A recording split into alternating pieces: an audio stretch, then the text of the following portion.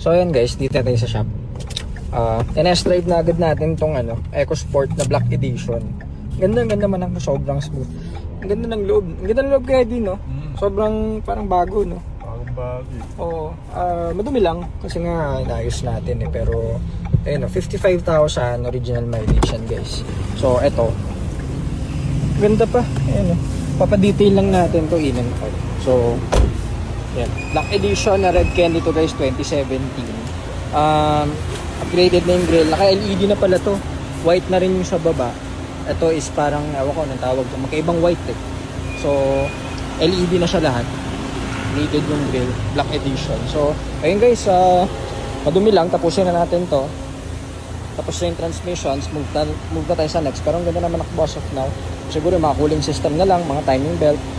Pangilalim mo lang kahit anong kalampag aircon, malamig din. So, ayun, yun na lang muna ang pwede na to. Pwede nang ibiyahe to